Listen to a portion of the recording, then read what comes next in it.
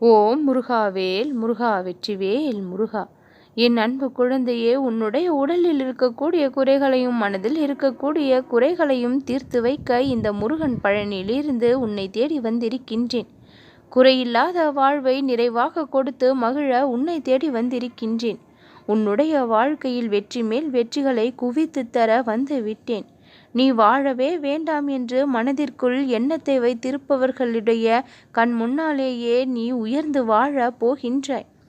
உன்னுடைய வாழ்க்கையை சரிப்படுத்தி நெருப்படுத்தி வாழ ஆரம்பிக்க போகின்றாய். அத்தனை கவலைகளையும் துரத்தி அடித்து மகிழ்ச்சியை மட்டுமே உன்னுடைய வாழ்க்கையில் நிலையாக இனி நிலைத்து இருக்கும்படி நான் வழி செய்திருக்கின்றேன். போதும் என்ற அளவிற்கு துன்பங்களை கடந்து வந்திருக்கின்றாய். சோதனைகளை சர்வசாதாரணமாக நீ கடந்து வந்திருக்கின்றாய். எப்பேற்பட்ட சூழ்நிலைகளை எல்லாம் நீ கடந்து வந்திருக்கின்றாய் என்று நினைத்து பார்த்தால் உன்னையே நினைத்து நீ பெருமைப்படக்கூடிய அளவிற்கு மன உறுதியோடும் வலிமையோடும் ஒவ்வொரு நிகழ்வுகளையும் முன்னால் கடக்க முடிந்திருக்கின்றது. அதற்கு காரணமாக இந்த எல்லாம் வல்ல முருகன் நான் இருந்தும் இருக்கின்றேன். அதில் எனக்கும் பெருமைதான். இப்படி சோதனைகளை கொடுத்து உன்னை கஷ்டப்படுத்தி அதிலிருந்து மீட்டு வெளியே கொண்டு வருவதன் மூலமாக உன் வாழ்விற்கு தேவையான பல அனுபவங்கள் உனக்கு கிடைத்திருக்கின்றது என்பதை மறவாதே. நீ கஷ்டப்பட்டு கொண்டிருக்கின்றாய் என்பதை விட அத்தனை கஷ்டங்களையும் தாங்கி தாங்கி மிக பெரிய பலத்தையும் வலிமையும் உன்னுடைய உடலும் மனமும் பெற்றிருக்கின்றது என்பதில் எந்த ஒரு ஐயமும் இல்லை. எந்த ஒரு கெட்ட விஷயத்திலும் ஒரு நல்ல விஷயம் அடங்கி இருக்கும் என்பதைப் போல சோதனைகளிலும் உன் வாழ்விற்கான அனுபவங்களை நீ பெற்றிருக்கின்றாய் என்று தெளிவுகொள். வாழ்க்கைக்கு மிகவும் தேவையானது பொறுமை. அந்த பொறுமை உன்னிடத்தில் இருக்கின்றதா என்று சுய பரிசோதனையும் நீ செய்து கொள்ள வேண்டும். அனைத்தையும் அவசரமாக செய்து அவஸ்தைக்கு ஆளாவதை விட நிதானமாக யோசித்து சிந்தித்து செயல்பட்டு வெற்றியை பெறுவதுதான் புத்திசாலித்தனம்.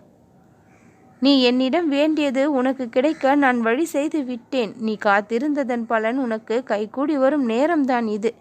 உன் கைக்கு எட்டக்கூடிய தூரத்தில் உன் வாழ்விற்கான வெற்றியை நான் வைத்தும் இருக்கின்றேன்.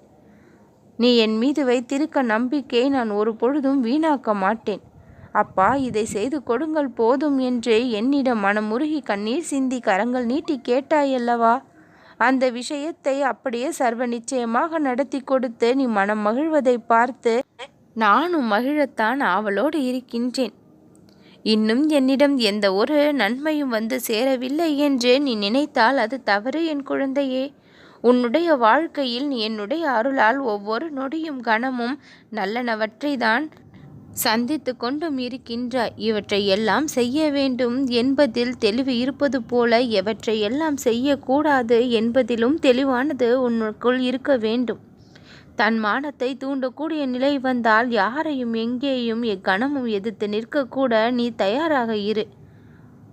என் அன்பு குழந்தையை, எப்பொழுதும் கோபப்படக்கூடாது. உன்னுடைய சந்தோஷம் குறைவதற்கும் நிம்மதியை நீ தொலைப்பதற்கும் அதுதான் காரணமாக அமைந்தும் விடுகின்றது.